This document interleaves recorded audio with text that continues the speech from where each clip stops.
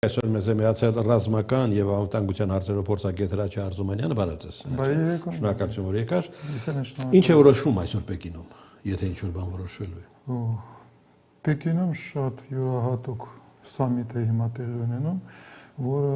կարելի ասել անկախատեսելի է, ինչ-որ կարող է վերջանալ, եւ այդ անկախատեսությունը կապված ավելի շուտ Թրամփի հետ, որտեղ Թրամփը մնում է անկախատեսելի։ Դրա համար մտածել ինչ կարող է լինի, կողմեր ունեն տարբեր մոտեցումներ, Թրամփի համար հասկանալի է, որ ինքը ուզում է ճակետներում փախած լինի Մերձավոր Արևելքից, որտեղ իր մոտ աղետ է ստացվել, եւ Չինաստանը պետք է օգնի։ Գնա Չինաստանից դուրս կա ինչ-որ լավ հաջող ցույց տա, որ կա բաներ, որ իր մոտ ստացում է գործընթացին, որը հոյակապ է, այդ բոլոր այդ նեգատիվ տենդենցիաները քայքայիչ, որ ինքը հիմա ապրում, այնքը կուզենա այնտեղից փախնել երևի, կփորձի Իրանի հետ կապված ինչ-որ բաներ կորզել եւ կփորձի կարճաժամկետ Թրամփի քաղաքականությունը եւ հոգեբանությունը վարկայինպես այնքը կարճաժամկետ է մտածում եւ ինքը կփորձի փոքր բաներ կորզել, ասենք իրանց համար ֆերմերների համար ինչ-որ արտոնություններ եւ այլ նման որոշումների շուրջ կլինի, իսկ Կիտայը, Չինաստանը, որ տեսնում եք, ինքը Չինաստանը ավելի լուրջ է մոտեցել այդ process-ներին եւ Չինաստանը փորձում է լուծել ուրիշ խնդրեմ, Չինաստանը փորձում է այն, որ այսօր Միացյալ Նահանգները անկման մեջ են մտել, իսկ Չինաստանը բարձրանում է, իրանք փորձում են այդ շրջանակը ձևավորել եւ հաստատել։ Եվ այս Սի Ջինպինը եւ Շի Ջինպինը երբ խոսում են նրա մասին, որ խոսեց Ֆուկիդիդի թակարդի մասին, այդպես հասկացողություն կա, այդ հասկացողությունը, երբ բարձրանող հզորանող գերիշխանությունը կա եւ կա գերիշխանություն, որը այսօր է գերիշխում, եւ այդ երկու գերիշխանությունների զարգացումը սովորաբար վերջանում է պատերազմով, ցույց է տալիս պատմությունը, այդ թակարդն է, երբ մեկը կա արդեն հզորա մեկը բարձրանում է, սովորաբար փորձում է պատերազմով լուծել խնդրեմը, դա թակարդ են ասում, Ֆուկիդիդի թակարդ են ասում, եւ հիմնական հարցը նրա մեջ է, կարող ես արդյոք պատերազմից խուսափել եւ ուրիշ դեր լուծել խնդիրները։ Եվ Սի Ջինպինը ավելի շուտ խոսում է դրա մասին, որ պետք է կառուցվել չինա-հայ-ամերիկյան հատուկ հարաբերություններ։ То есть ես ոնց հասկանում եմ, դեռ շուտ է դրա մասին խոսել, իհարկե Սի Ջինպինը փորձել է ձևավորել ուրիշ հարթակ, ուրիշ շրջանակ G2, ասենք այդպես, երբ երկու գերիշխանություններ ձևավորում են աշխարհը։ То есть ոչ թե G7, որը այսօր է ձևավորում, ինքը փորձում է խոսել G2-ի մասին, որտեղ Չինաստանը եւ Միացյալ Նահանգները կազմում են աշխարհը, ձևավորում են աշխարհակարգը, մնացածները փոքր են, մնացածները չկան։ Հիմա ձեր նշած գերտերություններից մեկը Թրիպի հեղինակն է։ Ինչ ռիսկեր են այստեղ առաջանում, որտեղ մենք ունենք հեղինակից մեկը, բայց ինքը անկնող գերիշխանություն է։ Եվ իրար քաշը Չինաստանում դա արդեն ընդունված է, որ իրանք կնկնում են, իրանք թույլանում են։ Եվ Չինաստանի համար այդ կոմունիկացիան հետաքրքրում է նաև Չինաստանին։ Չինաստանի համար դա երկրորդական, երրորդական հարց է, որտեղ ինքը իր մետաքսի ճանապարհի մեջ ունի ուրիշ լուծումներ եւ ինքը կիրականացնի։ Դա հիմնական հետաքրքիր է, ասենք, մեզ համար, լոկալ աշխարհակահաղական ասպարեզում լոկալ խնդրեմա, միջին կորիդորը, չէ՞, որ ասում են, բայց բացի միջին կորիդորից կա հյուսիսային կորիդոր, կա հարավային կորիդոր, հասկանում եք, միջանցք։ Եվ դրա համար Չինաստանի համար այդքան դա անհրաժեշտ եւ խիստ կարեւոր հարց չէ, ինքը կարող է սպասել։ Այստեղ խնդրեմը ավելի շուտ խնդրեմը ժամանակի խնդրեմն է նվեր։ Չինաստանը խաղում է երկարաժամկետ։ Իսկ Թրամփը խաղում է այսօր։ Թրամփի համար ժամանակը միայն այսօր այս վայրկյանն է։ Եվ այստեղ հիմնական խոցելիությունն է արևմուտքի համար, որովհետև այս մի տարվա ընթացքում Թրամփը ինքան ավերեց Միացյալ Նահանգների հզորությունը, աշխարհակարգը ձևավորված, որ մտածել ինչ կարող է դրանին Թրամփը բավականին դժվար է եւ Չինաստանը կփորձի դրանից օգտվել, ինչ որ մանր մունուր բաներ տա, ճոխ ընդուներ, ցերեմոնիալ եւ այլն, Տրամպը Իրան լավ զգա եւ դրա դիմաց ստանա երկարաժամկետ առատոնյությունը եւ արտոնյությունները ավելի շուտ կլինեն տնտեսական ոլորտում։ Չինաստանը չի խարվելու քաղաքական խնդիրների մեջ, Չինաստանը համոզված է չի խանգարվելու մերձավոր արևելքի process-ների մեջ, Իրանի վրա ճնշում չի գործելու, Չինաստանին դա պետք չէ։ Ինքը հզորանում է, իրան պետք է ժամանակ, երբ տնտեսությունը այնքան կհզորանա, որ հարցերը ինքնիսկ են կլուծվեն։ Դրա համար Չինաստանը կփորձի շահել ժամանակ զարգանալու համար եւ տնտեսական արտոնյություններ եւ Թայվանի հարցը իհարկե բարձրացվեց։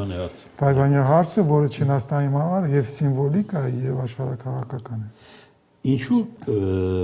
Թուրքիան ընտրեց այս բանը եւ հայտարարեց հայ-թուրքական երկկողմ առևտուր սկսելու մասին։ Որտե Թուրքիան նույնիսկ ճգնաժամի մեջ է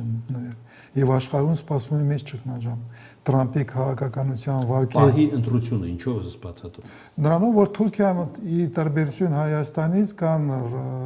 ուղեղային կենտրոններ, որը հաշվարկում են վիճակը։ Եվ այսօր բոլոր լուրջ հաշվարկող վիճակը փորձագետները, ուղեղային կենտրոնները հասկանում են գլոբալ տնտեսության սպասում է շատ վատ օրեր։ Այնինչը Տրամպը արեց շարունակում անել Իրանում, դա կունենա հետևանքներ եւ հետևանքները կլինեն գլոբալ տնտեսության համար։ Թուրքիայի տնտեսական վիճակը եւ ֆինանսական վիճակը շատ խոցելի եւ անկայուն է։ Եթե աշխարհում տեղի ունենա մեծ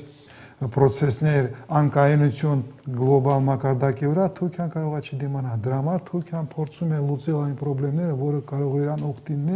այդ մեծ ալիքի սպասելով, որը մոտորապես երես սեպտեմբերից կսկսի մեծանալ, բայց հիմնական խնդիրները կլինեն արդեն 2027 թվականին, որովհետև այնինչ այսօր տեղի է ունենում էներգետիկ ոլորտում, նավթագազային շուկաներում, դա կունենա հետևանքներ փաստորեն բոլոր տնտեսական ոլորտներում։ Դա արեց, իսկ ինչու է չի գնում սահմանի բացման քայլին։ Չի գնում սահմանի բացման, որովհետև սահմանի բացումը դա փաղում է Հայաստանի հարաբերությունները հնարավորությունները փակողում է, ինքը չի ուզում հանածին, որովհետև բլոկադան դա ուղղակի ռազմական գործողությունների նմուշներից, գործոններից, ձևերից մեկն է եւ ինքը չի ուզում ցույց տալ, որ ամեն ինչ վերջացել է, որ ինքը պատրաստ է Հայաստանի հետ կնքել խաղաղության պայմանագիր։ Թուրքիան դրան պատրաստ չէ, Թուրքիայի հասարակությունը իշխող վերնախավը դրան պատրաստ չէ։ Հայ-ռուսական հարաբերություններում այնինչ լսում ենք այս օրերին, լարվածության նշան է, թե դա ուրիշ ձևակերպում ունի։ Այդ ավելի շուտ Ռուսաստանի թուլացման վիճակ է, նշան է։ Ռուսաստանը երբ թուլանում է, դառնում է ագրեսիվ եւ սկսում է էմոցիոնալ եւ ջղային խոսանալիքներ։ Սպառնալիքներ հնչել, դու գիտեք ինձ նման ջահել չեք արդեն։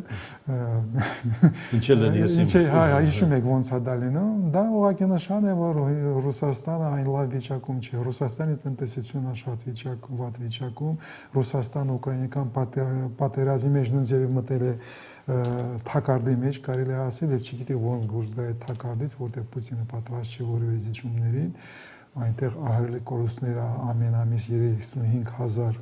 մոտորապես կորուստներ ունենում Ռուսաստանը այսօր եւ հիմնականը պատերազմը մցել է այն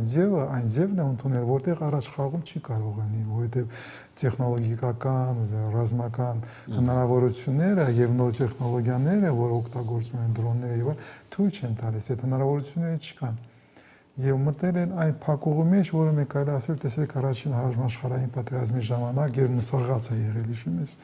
Այդ նույն մսաղացը սկսել է եւ այդ մսաղացը Ռուսաստանի կայսրության պատմության մեջ միշտ շատ վատ է վերջանում է կոլապսով։ Դրա համար այդ process-ների մեջ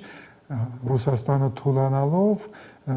Հայաստանը դառնում է ավելի եւ ավելի կարեւոր, որովհետեւ եթե ինքը կորցնում է այսօր Հայաստանի Հանրապետությունում իր ռազմական ներկայությունը։ Բայց ով է ասել, որ կորցնում է։ Ուր են նախանշանները կորցնում։ Նորից Հայաստանը չի հաշվարկում, Ռուսաստանը հաշվարկում է։ Կարող ենք տեսնում այդ սպառնալիքները, որը մեր իշխանությունները չեն ուզում տեսածել։ Այդտեղից է ծնվել Եվրամիություն, թե Եվրասիական տնտեսական։ Եվրամիություն, Եվրասիական միություն։ Թե դա արհեստական։ Դա արհեստական այդ ավելի շուտ են վախերն որ Ռուսաստանի մոտ է, եթե Հայաստանը դուրս է գալիս եվրասիական տարածքից, եթե Հայաստանը դուրս է գալիս Ռուսաստանի ամբողջական ազդեցությունից տակից, դա մեծ խնդիրներ է առաջանում Ռուսաստանի անվտանգության համակարգի համար, որտեղ Հայաստանը այդ վերջի պլազդարն է, որի վրա հիմնվելով պահում է ոչ թե միայն հարավային Կովկասի, բայց ընդհանրապես Կովկասի անվտանգության համակարգը։ Եվ ինքը կորցնում է Հայաստանը, Ռուսաստանը ստանում է ահռելի մեծ խնդիրներ Չեչնիայում, միանգամից խնդիրներ ստանում Դաղեստանում, Ռոստովյան օբլաստում, ինքը ստիպված կլինի փոխել իր տարածաշրջանային անվտանգության համակարգը, բայց Ռուսաստանը այսօր վիճակի չէ դրա գնալ ուկրաինական պատերազմի ֆոնի վրա։ Դրա համար ստեղծվում է ներվայացած այդպես վիճակ, եւ ներքին քաղաքականությունը, Իրան հասարակությունը արդեն չի հասկանում ինչա տեղի ունենում, խոսում են որ ինքը կոչվում է վերահսկողությունը, ես դրան ճիշտ ասած չեմ հավատում, դուք էլ չեք հավատելու, ինքը դա ավելի շուտ ստուգում է իր շրջանակը ոնց է մտածում, բայց հիմնական ռազմավարական գործոնները դա տնտեսությունն է, որը թուլանում է, եւ երկրորդը ուկրաինական պատերազմն է, որտեղ պատերազմի համար դու պետք ունես գաղափարախոսություն, ինչի համար ես պատերազմի մեջ մտել։ Բայց դու արդեն ավելի շատ ժամանակ ես պատերազմի մեջ, քան թե երկրորդ համաշխարհային պատերազմի ժամանակ, եւ բայց ինչու համար ես այդքան կորուստներ տալիս, ինչ գաղափարախոսություն, ինչ նարատիվներ, ինչի համար ես դա անում։ Այդ պատասխանը չկա, բայց Ռուսաստանը այն երկրներից է, որտեղ առանց գաղափարախոսություն անհնար է։